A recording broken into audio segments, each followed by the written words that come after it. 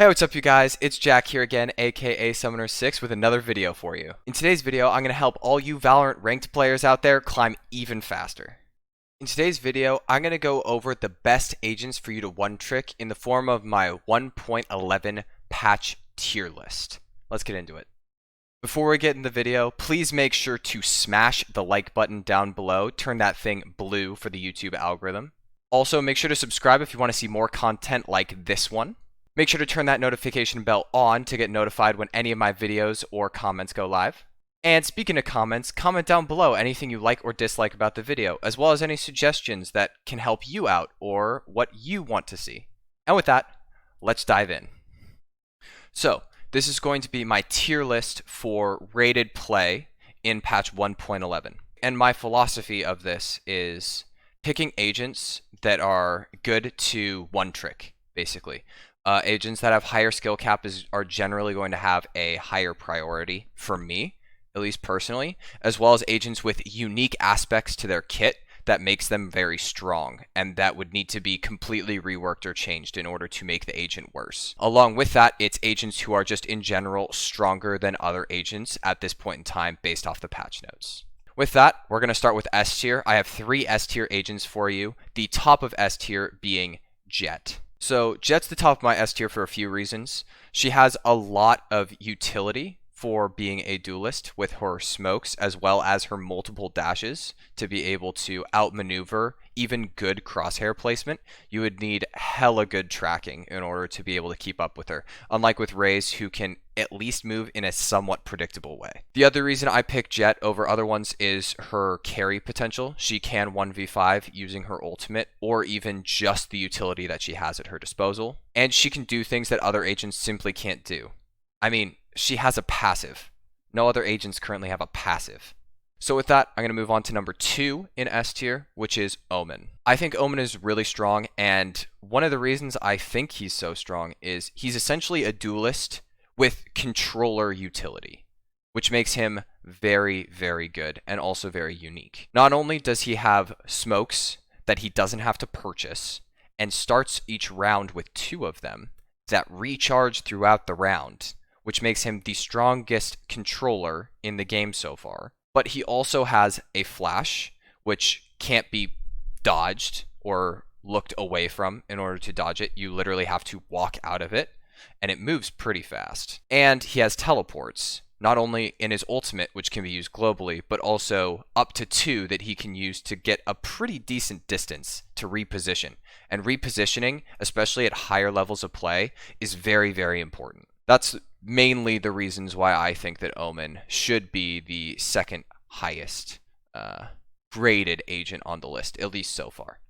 My third and the last person to round off S tier for me is going to be Sova. Now, the reason why I have Sova up so high, and you might not see him this high on other tier lists, maybe in aggregates you will, and also in win percentages, he isn't that high. The main reason is, I think, like Jett, he has a very, very high skill ceiling. If you think about it and compare it to something like League of Legends, champions with really high skill ceilings are really, really good to one trick or play only that agent of and become really good at them because they can do things that other agents simply can't do. Sova technically has the potential to get kills across the map from safety without ever even leaving spawn if you wanted to. If you knew all of the Sova lineups and you knew all of the arrow spots and you had his ultimate and you had a bunch of things, you would be able to get actual kills from across the map without having to do anything. And that's pretty powerful. You would never have to take an engage, basically. Not only that, but his wall hacks are the best in the game outside of Cypher's ultimate. And since it's an ultimate ability and Sova's is his signature, which is free and he gets every round and also recharges, Sova's is just stronger more often. The other piece about him that is strong is his drone essentially acts like an entry for you. He's going to be able to utilize his drone kind of like Phoenix uses his own ultimate in order to scope out a site and also can even reveal someone before even having to enter the site and not risk anyone's life in order to do so. That's one of the huge benefits of Sova. He gets a lot of information. He is very strong. He doesn't have to actually engage in duels if he doesn't want to. He can do damage from literally anywhere, and he has wall hacks. pretty strong agent in my opinion. Moving on to my A tier, my top 2 in A tier are actually tied. They are the new agent, Skye, and Breach. So one of the reasons why I have Skye and Breach tied up in A tier are mainly Breach just got buffed even further, and I already thought he was a great agent. His flashes now last 0.25 seconds longer, which means if he were to use all 3 at once, they would last nearly a second longer total. This is also combined with the flash changes that have improved flashes. The flash status will stay for longer even if you were to turn the flashes. So that's the reasoning for Breach. Breach is already a strong agent. He has unique aspects to him that no other agents have in Concussion, which he can use with both his ultimate as well as his signature ability. He has terrain control using his Aftershock, so he's going to be able to clear a corner virtually for free, and if they don't move out of it, they will die, and you can just have one person watching it. So if you know where someone is, they are guaranteed to die if you have a Breach nearby. That rhymed. I didn't intend on that, actually. That was really cool. The next agent that's tied up with these, Skye. Main reason behind Skye is we haven't actually maximized and mastered her kit yet. This is a prediction that she will be A tier. Currently where she sits is she's winning a lot in low and high tiers of play, but losing a lot in the middle tiers and the professional tiers of play. I think this will start to balance out, and because of the fact that she has 3 flashes as well as Concussion, and she can do this from different positions, whereas Breach is positionally has to be in one location. In order to have his abilities work efficiently, he has to be in one location. I do believe that Skye is going to be a little bit more flexible than Breach in this case. Breach is going to be easier to pick up. Skye is going to be harder to learn. Skye is going to overall have the higher skill cap, but Skye can be nerfed a bit harder than Breach currently is since he's being buffed. That's my final assessment on those. There's one more agent I have in A tier, and that's Killjoy. So the reason I have Killjoy in A tier for rated play is not only her win rates across all ratings, which we'll get into later in the video, but she's probably the strongest Sentinel, and even after the nerfs, she still has her core identity untouched. She's going to be the strongest anchor agent in the game. And if you don't know what I mean by anchor, anchor is someone who can solo hold a site, which is going to be very important on maps like Haven, where there are 3 sites, but also very important on maps like Split. Another reason why I pick Killjoy here is because of her strength of utility. Her utility does damage, and her mollies can still be activated from across the map. Meaning that if you wanted to, you could actually put a molly on each of the default plant locations on each site, and then set up an anchor at one site. And then she could still be useful even across the map. If they were planting in default, she could just trigger her molly. It would delay the plant, and she would be able to rotate faster, picking up her utility where she's at along the way. And then the cooldown of that utility, because of her buffs, would already make it ready at that new site, which is an interesting way of thinking about playing her, especially on Bind, where transfers between sites are very common. All right, that's all I have to say about Killjoy. Moving on to the B tier agents. So to top off my list of B tier agents, you know him, he's my favorite agent, Phoenix. So one of the reasons why I put Phoenix up so high is because he is a duelist with a lot of utility, and that's not something that's very common. It's pretty much strictly for Jett, but Jett's utility is super unique. Phoenix's is very basic, and he's probably, besides Raze, maybe the easiest agent or the easiest duelist to play. Phoenix has free entries through proper wall or flash usage, as well as his ultimate. So he's going to be one of the best entry fraggers, just inherently based off of his kit.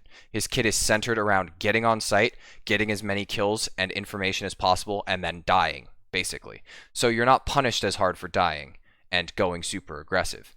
The more so punishment that you get as Phoenix is if you go too aggressive and your team doesn't keep up with you, because then you're going to be dying needlessly, and that's bad at all levels of play. All right, moving on to the next agent I have in B tier, it is Cypher. Now, what's planted Cypher pretty firmly in B tier for me is a lot of the nerfs and changes to him over patch 111. One is that he's not going to be able to save as much econ when he buys all of his utility, holds a site, and then picks it all back up after the enemy team goes somewhere else. He's not going to be able to save his tripwires anymore. So that's an extra 400 credits that goes out the window every time he uses them and then even picks them back up. That, by and large, is fairly wasted. The other piece is that his utility actually gets revealed when he dies, which means he's not going to be as reliable at holding flanks anymore if he dies, say, since he's in the middle of his team. Doesn't matter. If the Cypher gets picked, your flanks are no longer held, and your information that you might have had is no longer reliable. Even though Cypher can put up his utility on a different site and move to another site and leave it, which is going to be his primary reason for being picked, or for his ultimate. For example, on Icebox, I think that Cypher's ultimate is actually going to be really impactful because getting total information on the map is going to be a lot better than Sova Arrow, which gets you only a part of the map. And Icebox is the largest map that we have so far. So because of that, Cypher's ultimate is going to be very, very impactful. And what you're going to want to do is you're going to want to stack ult orbs as well as spike plants on Cypher. And he's going to sit in the back of your group and hold the flanks with his tripwires, which are going to be huge on that map. Mainly, the reason why you're playing him now is for his ultimate, and then on defense for the ability to have him be a flexible player and have his cam plus all of his utility act as a anchor on a site for you. And he can flex between other sites or other needed locations. He kind of acts as a sixth man, if you were. All right, and last but not least, to round off B tier, we have Reyes, the one who I talked about as probably being the easiest agent and easiest duelist to play. That kind of actually sums up Reyes. I mean, easiest agent, easiest duelist to play. She does a lot of damage. She's going to be good for you in solo queue, mainly because damage determines your ending score and how Valorant calculates how well you did. So even doing minimal damage with your grenade, with your ultimate, with your blast packs, with your Roomba, etc., those are all going to total up into your score and actually give you an edge in growing as a player, or at least increasing your ranking. Raze is also very basic. Sure, there's very flashy plays that you can do using blast packs and her ultimate, even in conjunction with that. But outside of that, what Raze enables a player to do is focus on the fundamentals. Because the rest of her kit is very, very straightforward and it is all damage, you're going to be thinking about maximizing your damage. You're going to be thinking about what position you can be in. You're going to be thinking about how you can enter a site without utility because you don't have flashes and you don't have smokes. And you're going to be thinking about where common places enemies could be and thinking about, okay, where are the defenders or the attackers going to be at? Where's the most efficient place for me to nade at this point? Where's the most efficient place for me to be placing my crosshair at this point? How can I get the most kills possible? And all of those things play a factor in the greater state of the game, and you can use all of those things on any agent. So picking an easy agent to play, like Reyes, actually gives you more headspace for thinking about other important aspects of the game and developing your mechanics, which is one of the reasons why I put her in B tier, at least for solo queue. I think that she's actually a great agent to one trick if you're hoping to learn other aspects of the game. Besides just entry fragging, Reyes being the most basic and easiest to play means that you can focus on all aspects of the game and not have to worry as much about learning her kit. And now that moves us on to C tier. I have 2 agents in C tier and 2 agents in D tier. I want you all to guess in the comments which ones I think are C and D tier for competitive play in patch 11.1 for solo queue. Got it? All right. So we're going to top off C tier with Reyna. Now the reason why Reyna is at the top of C tier is mainly just for pub stompers. So the reason to play Reyna that I have identified in most cases is your mechanical skill is better than those at your rank. So if you want to climb fast out of your rank, and then once you plateau and figure out where you actually are in rank in terms of your mechanical skill, you play Reyna. Reyna's kit is very, very much dependent upon getting kills in order to be useful. The only part of her kit that is utility is her blind, which is very strong, but is also destructible and also avoidable. Because of that, her utility is not very strong. Her kit is very one-dimensional. It's all about getting kills. It's all about being the playmaker for your team, not necessarily the entry, but the person who frags out. So because of that, and because of the one-dimensionality of her kit, the reason why I have her in C tier for solo queue is If you believe your mechanics are better, you should play her to get up to what rank you actually deserve to be at. And then, once you have established that rank, pick a different agent to learn how to play. That is my recommendation. Sure, this is an agent that you could one-trick all the way up to Immortal or even Radiant, but that would not be my recommendation purely because her kit isn't transferable to other agents very well. Because her kit basically incentivizes getting kills and rewards you for doing so at the cost of not having any other utility at her disposal. All right. Moving on to rounding off C tier is Brimstone. So the reason why I have Brimstone in C tier is partially because of the one-dimensionality of his kit, partially because his smokes, while being the strongest smokes in the game, they last for a decent amount of time. They're thick to go through, but once they're faded, they're done. He's a controller who's really good at executing a site, and right now, in the meta, that's just not what you need. Right now, entry fraggers are how you execute sites, and then everyone else is used to hold them on attack. Attack has gotten a lot more creative. So when you're on defense with Brimstone, simply holding one location with a smoke for 45 seconds doesn't mean as much anymore. We're not in a stalling meta as much as we were in beta and Act 1. Act 3 is a lot more execution-based, a lot more revolving around duelists, a lot more revolving around flashes, and a lot more revolving around consistent utility. And you need things that regenerate in order to actually be part of that. Or you need a duelist who recovers their signature ability after 2 kills to actually utilize that. His stim beacon is very strong now. I will give him that. He's very, very useful on pistol rounds and eco rounds because of that. And I think that if you want to one-trick him, he will eventually find his way back in the meta because he is, in theory, the strongest at executing sites. And if we see a duelist nerf similar to a sentinel nerf, I predict that Brimstone will actually be the next best agent. All right, now let's move on to D tier. So I got 2 last agents at D tier. The first one is going to be Sage. Now, the main reason behind having Sage at D tier is a lot because of her nerfs, a lot because a lot of your utility actually isn't in your own hands in how you end up benefiting the team. Before, when you could heal yourself to 100 health very easily, you could actually play the lurker style and solo carry by getting 1 or 2 picks on the opposite side of the map as Sage, and then being able to res someone who was maybe your top fragger or your entry frag after clearing a site. That would be able to shift the tides of a whole round or even a whole game. But where we're at this point, all of her utility no longer just benefits her. It's actually a lot more team-based. And when you're in solo queue, you want to rely on your own gameplay first and then the rest of your team. And if you're relying too heavily on your team to carry you, then your rank is actually out of your hands. What you should focus on is your fundamentals, and you should be picking an easier to play agent. Sage is not easy to play. Popular belief puts it like pretty much you just wall and you slow things and you heal people and you res people, sure. But there's a lot of nuances that go into that, and playing Sentinels in general is actually very difficult. It's a lot of predictive thinking. It's a lot of, as a Sentinel, you have to act like a 6th man on your team. And Cypher is the easiest to do that with because of the way that he sets up sites. But Sage, it's really hard. The 6th person on the team is invisible until you have the healing available for it, or you have the ultimate to bring them back up. And you have to position yourself and get the kills necessary in order to stall the enemy team on attack or lurk efficiently when you are on the attack. And that's really difficult for most players to do, and there's better agents for doing it with. So because of that, Sage finds her way into D tier for me for solo queue. I wouldn't recommend playing her.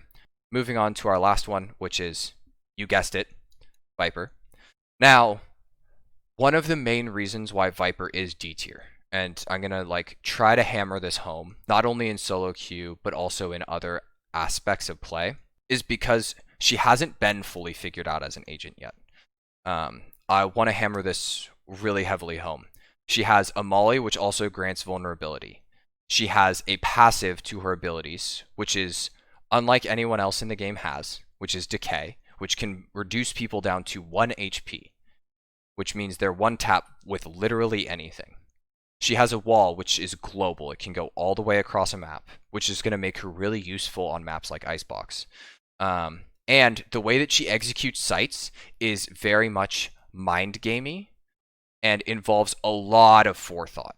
You have to be very, very coordinated in order to play Viper well. And because of that, it's very limiting. In the early days of Valorant, I suspect that she will remain D tier for a while. But as the game evolves, even if Viper did not change from her current state, I would almost bet on the fact that Viper will start to rise in priority because of her uniqueness, because of the utility that she provides, and because of all of the different nuances that Viper has that other agents don't have, like decay, and like the fact that her ultimate can enable her to solo hold a site as both an anchor and someone who has just executed and planted bomb on a site. And with that, that kind of closes off my ranked tier list as it stands right now. Thank you so much for watching the video to the end. If you haven't already, please hit the like button down below and subscribe to see more content like this. Also, make sure to hit the notification bell to be notified whenever my videos go live. Come join me and interact with me live on twitch.tv/summoner6. You can interact with me in real time on Twitter @summoner6. If you have any likes, dislikes, or video suggestions, please leave them in the comments down below. And with that, thanks for watching. Stay 6y.